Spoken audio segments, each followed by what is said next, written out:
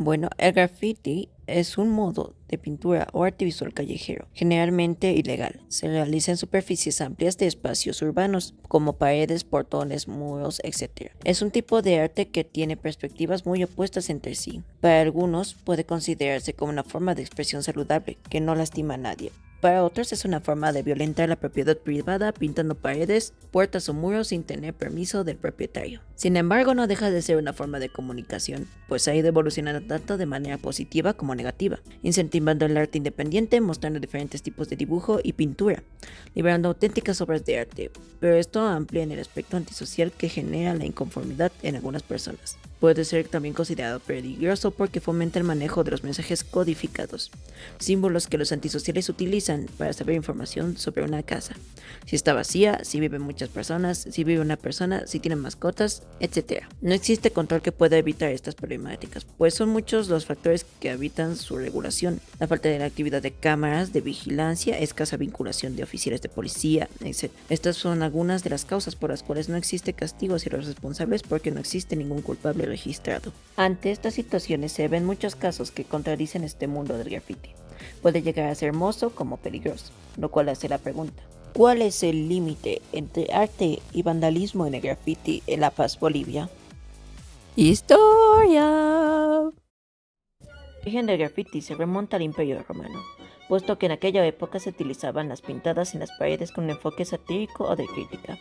Buscaba ridiculizar algún elemento de la sociedad o de la política de la época, y por tanto constituía un atributo de denuncia. Posteriormente, en Filadelfia, en 1960, Cornbread empezó a pintar su nombre por todas las paredes para llamar la atención de una chica que le gustaba. La prensa afroamericana poco a poco se hizo el eco del fenómeno, que empezó a hacerse famoso e imitado. En 1971 se presenta el primer artista reconocido en el graffiti. Este siempre firmaba Taki 183. Fue entrevistado en 1971. Su nombre verdadero era Demetrios y era un griego que trabajaba como mensajero. Taki 183 fue uno de los pioneros de esta práctica e impulsó la moda que muchos jóvenes comenzaron a imitar y buscar lugares cada vez más difíciles y llamativos en donde dejar su firma. En la era D-Hard, 1976, se convirtió en un movimiento mucho más masivo, que no dejaba de ensuciar y de pintar los trenes y los metros de las grandes ciudades. Hubo un boom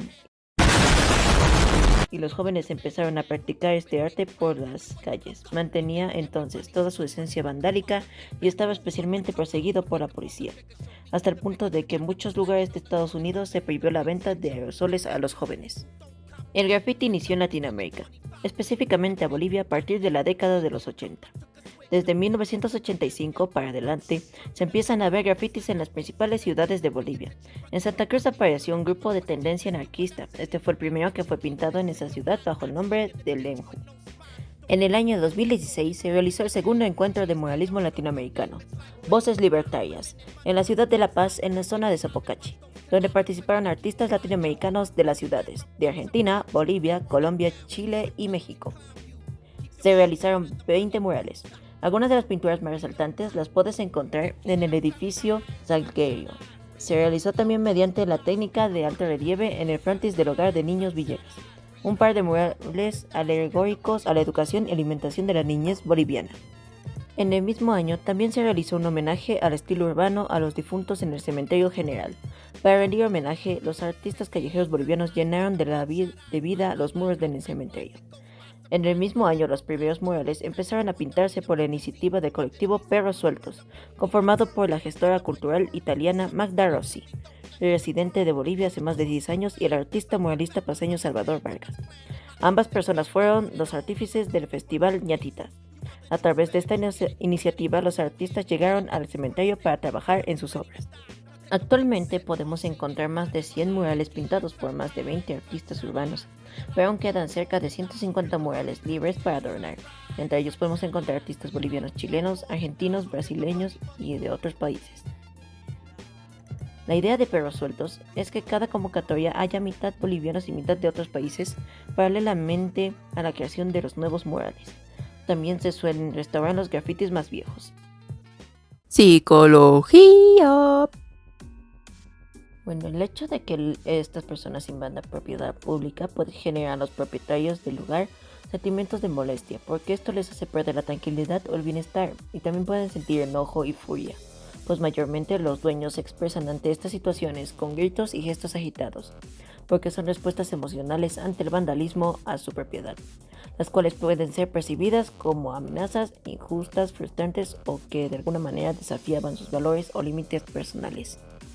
Estos sentimientos se generan porque la mayoría de las personas lo ven como un ruido visual en el edificio, un daño intencional o porque algunos grafitis llegan a ser señales codificadas para acciones antisociales, lo que genera también miedo y pánico, pues esto genera la sensación de angustia provocada por la presencia de un peligro real o imaginario hasta que puede llegar a casos extremos con el pánico, pues el vandalismo en su propiedad genera una ansiedad extrema y que a veces causa pensamientos o acciones irracionales.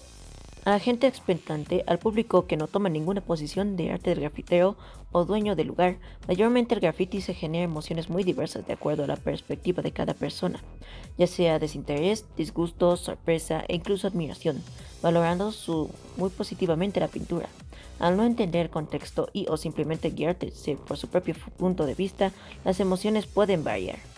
Sin embargo, en la vista del grafitero, el creador de la ilustración callejera, al crear dicha obra se le puede generar diferentes emociones, mayormente positivas como felicidad por mostrar su arte o su identidad, pasión por lo que crea y genera a través de sus pinturas adrenalina, pues la naturaleza clandestina del graffiti, que a menudo implica entrar en propiedades privadas o áreas prohibidas, puede proporcionar una emoción y un subidón de adrenalina que algunos encuentran emocionante, y tranquilidad por ver esto como una manera de desahogo, inspiración y creatividad. Esto se genera por la necesidad de pintar y expresar ante la sociedad lo que siente a través de la pintada, ya sea tristeza, enojo, felicidad, y todo se forma en un desahogo rayando las paredes. Legalidad. En Bolivia, el grafiti puede considerarse como una forma de expresión artística que se puede difundir de manera libre, tal como dice la Constitución Política del Estado, según en el artículo 21, parágrafo 5, a expresar y difundir libremente pensamientos u opiniones por cualquier medio de comunicación, de forma oral, escrita o visual, individual o colectiva. Sin embargo, esto no permite que éste influya en un patrimonio cultural, pues según el artículo 108, parágrafo 14, menciona que se debe defender el patrimonio cultural, económico y natural de Bolivia. Esto se apoya también por la ley número 530 del patrimonio cultural boliviano, pues su objetivo es normar y definir políticas públicas que regulen la clasificación, registro, restitución, repatriación, protección, conservación, restauración, difusión, defensa, propiedad, custodia, gestión, proceso de declaratorias y salvaguardia del patrimonio boliviano. Por lo tanto, el graffiti en el caso de patrimonio cultural inmueble, esta ley establece que la persona que cause daño o destrucción a un buen patrimonial será sancionada con una pena privativa de libertad de 1 a 6 años, por lo que a base de estas leyes el graffiti se puede considerar como algo perjudicial, llegando al punto de considerarse como vandalismo. Además, no se limita en restringir graffiti en el patrimonio cultural, sino que en caso de que este se realizara en alguna propiedad privada, según el Código Penal en la Ley 357, se afirma que el que de cualquier modo deteriorare, destruyere, inutilizare y hiciere desaparecer o dañar cosa ajena, incurrirá en la pena de reclusión de 1 mes a 1 año y multa hasta de 60 días. Sin embargo, por otro lado, el graffiti se considera como arte callejero y este se apoya a través de la Ley Municipal Autonómica 265, de fomento, salvaguardia, desarrollo y promoción de cultura y las artes. Establece 11 derechos de las comunidades, colectivos y de las personas residentes, habitantes y residentes en el municipio de La Paz. Tiene como finalidad poner en valor las identidades culturales del Estado plurinacional de Bolivia, sus diversas expresiones y legados, promoviendo la diversidad cultural y el dinamismo intercultural. Antropología. El graffiti es una manera de expresión artística, cultural, que puede tener diversos significados dependiendo de la persona o grupo social que lo haya creado, y forma parte de una de las tribus urbanas más conocidas de La Paz. En la diversidad que caracteriza al ser humano está su innata necesidad por acoplarse en comunidades con gustos afines. Es así como surgen las tribus urbanas, como una respuesta a la tendencia del hombre por agruparse. Los grafiteros, un grupo muy común en las grandes y pequeñas ciudades, por ejemplo. La tribu urbana, que fomenta mayormente a los grafiteros en general, se forma por las personas que se dedican a pintar mensajes o dibujos en sitios públicos, como señal de conformismo o protesta ante alguna situación, pues mayormente suelen mostrar su descontento con el entorno social al ser personas reprimidas desde su núcleo familiar, pues muchas veces se considera que son víctimas de violencia y hallan en los grafitis un medio de desahogo y protesta. A través de la transgresión de espacios se recrea una realidad social, política o ideológica con miras a mostrar un mensaje que cale en la colectividad. Sin embargo, son mensajes que no siempre son entendibles a los ojos de los demás. Por estos grupos el graffiti se ha considerado como un arte, lo cual llega a ser muy reconocido y valorado en muchas ciudades, pues no concibe completo el espacio si no hay alguna de las muestras en los muros o paredes. Por ejemplo, los grafitis conocidos como Shon, que aunque no represente ninguna idealización o aspecto de impacto social, este obtuvo su popularidad mediante la excesiva cantidad de grafitis del mismo nombre, que se encuentran en toda la ciudad de La Paz. A través de esto se muestra que una o más personas llegan a ser extremadamente dedicadas a mostrar una identidad propia que, a pesar de que no tenga mucho sentido para los espectadores, puede formar parte de la identidad del país. El graffiti no solamente se considera como un arte o expresión social, este también influye en la política a través de propaganda, pues se considera como un tipo de persuasión elaborada de forma intencional y sistemática con fines ideológicos, políticos o culturales, fundamentalmente con el objetivo de influir en las emociones, actitudes y opiniones de grandes masas a través de diferentes técnicas y recursos, como menciona el profesor Fernando Martínez Baile. Un ejemplo son los grafitis de mujeres creando, que aunque su objetivo sea adornar las paredes de la ciudad, a través de la poesía y el arte provocan reacciones en contra o a favor, pues hay gente que les apoya, gente que se ríe, que se siente identificado, y no solo mujeres, sino también niños, niñas, varones, y generan así una posición ante lo que escriben, pues se consideran grafiteros, asegurando que las mujeres dan a conocer su opinión sobre temas que supuestamente no son de mujeres, como la economía, servicio militar o las dictaduras del país. En las pandillas, el graffiti se utiliza para demostrar el poder o estatus de una pandilla, pues sirve para delimitar su territorio, así como difusión de las intenciones de una banda. Se advierte a los forasteros, como por ejemplo la fuerza de la ley y otros intrusos que están entrando en una zona prohibida. También puede notificar a los clientes potenciales de drogas o sexo, o pueden ser simplemente un homenaje a un miembro de la banda muerto. A pesar de que tienen sus propios símbolos, siguen ciertas reglas en lo referido a la forma de exhibirlo y puede permanecer sin cambios durante décadas. Además del graffiti, ya sea parte de una persona como de las pandillas, puede provocar problemas más grandes, ya que pueden generar marcas y señales creadas con la intención de robar en la casa. Son marcas de pequeño tamaño y que suelen estar camufladas para no llamar la atención, lo cual estas se hacen pasar como un graffiti. Y aunque estos símbolos de los ladrones pueden variar dependiendo de la banda de asaltantes que las utilice o el lugar donde nos encontremos, algunas son comunes y tienden a repetirse. Por lo tanto, nadie está a salvo. Economía. Cuando el graffiti ya es monetizado o la población busca un punto a favor que favorezca su uso, ya sea de forma comercial, promocional o artística, es considerado como un mural, pues este muestra el lado más práctico y artístico del graffiti. Cuando una perspectiva diferente lo ve como un beneficio tanto propio como para una comunidad, la gente lo paga por obtener ese servicio. Un ejemplo es cuando buscan realizarlo para una condecoración o con un símbolo que muestra un aspecto cultural e histórico. Por ejemplo, el mural que de nombre posee Historia del Ejército Boliviano, Defensores de la Integridad Nacional, el cual se encuentra en el frontis del patio de honor del Gran Cuartel General de Miraflores.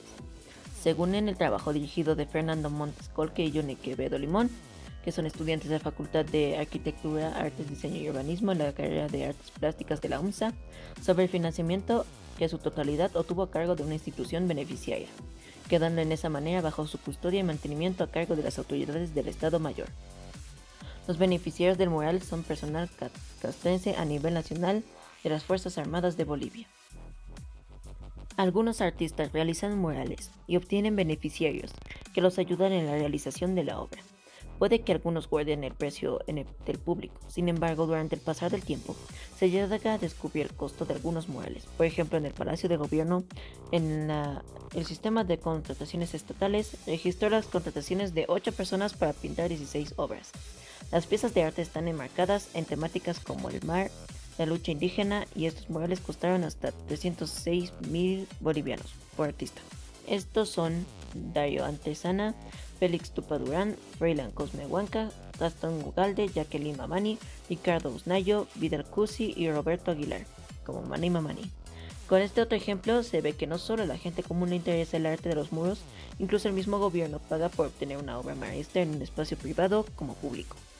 Esto no solo fomenta al comprador, sino al que ofrece el producto por la promoción de su trabajo y también con la compra, y esta varía por el artista, pues estos realizan comisiones a base de diferentes listas de precios que lo benefician económicamente, y la gente que le interese su trabajo está dispuesta a pagar por esos precios.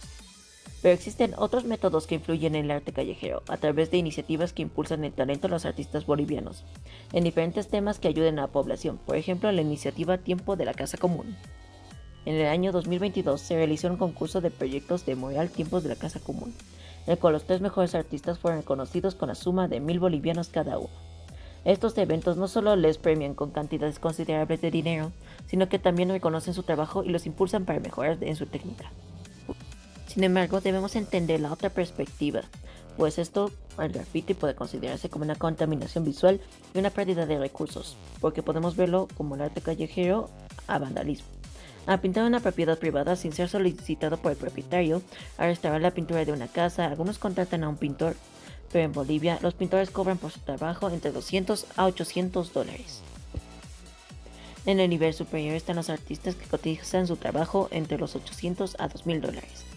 Entonces algunos piensan que hacerlo uno mismo puede costar menos, ya que comprar todo el material que necesitas para la restauración llega más o menos a la suma de 578 bolivianos por la restauración de una propiedad privada. Conclusión. En conclusión, puedo decir que el límite entre arte y vandalismo en el graffiti en La Paz, Bolivia, puede considerarse a base de las diferentes perspectivas que la gente tiene a través del arte callejero. Pues pueden verlo como una obra de arte, como una amenaza a su seguridad o como un daño a la propiedad privada.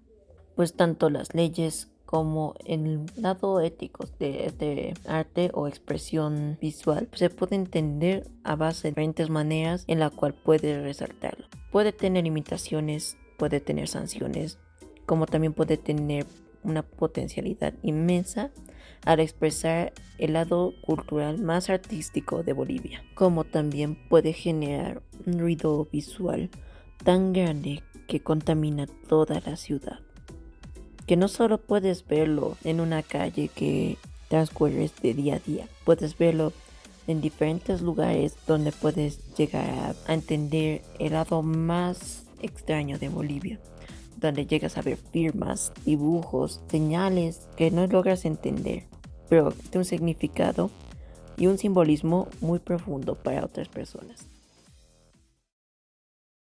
Sí, bueno, ¿quién tiene hambre?